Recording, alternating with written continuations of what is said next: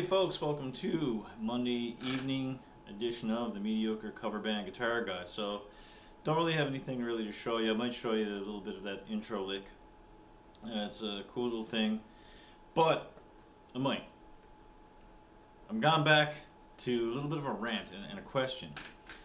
And this one goes out to promoters of benefits and, big shows, little shows, or whatever. Why would you go through the effort? Like I said, this is a question. This is a conversation I have with a musician friend today.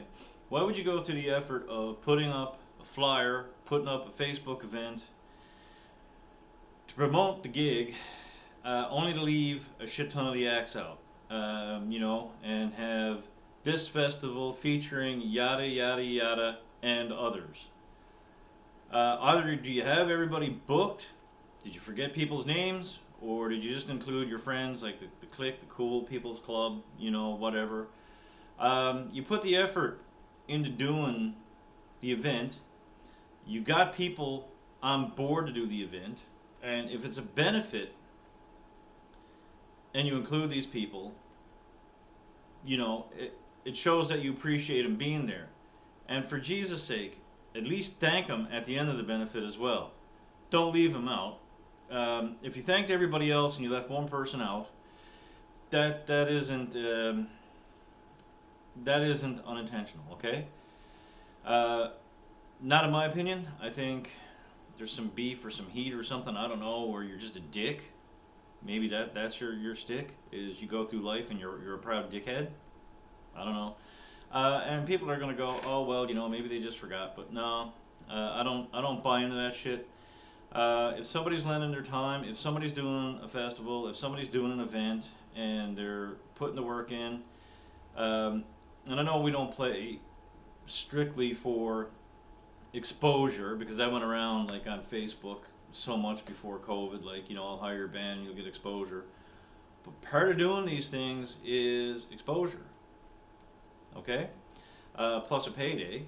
We're not going to lie, we do festivals because we enjoy the money we make doing them, because they're a little bit better than your average club gig for the most part. You get off earlier, and a lot of the shit that you're going to use that night is provided. Then to look at a flyer, or to look, at, I guess this day and age, I suppose Facebook or whatever, Instagram, whatever you're advertising these gigs at, and you're like, yeah, my band's playing this, but then you look at all the bands and they list like the 4 same bands that play every fucking show. Yes, it pisses me off. You got 4 bands here in this city that play every fucking show, and then you give them their kudos, and others. This is why the others are struggling to make it, because nobody knows that they're playing, and they end up only going to see those 4 fucking bands that you put up on your Instagram or whatever. So shame on you guys if you do that. Include everybody. Like, put your dick back in your sock, okay? Because obviously it's swinging pretty low if you're going to leave people out. You know what I mean?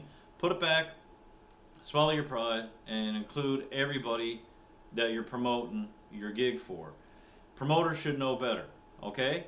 If you guys weren't getting your kudos and all this, if you've got a company set up and you're doing tribute shows, you're doing shows all around and whatever, you're trying to get publicity for yourself, well, respect the entertainers that are doing these shows for you, and give them a little bit, just a little bit of props, okay? Give them that little bit.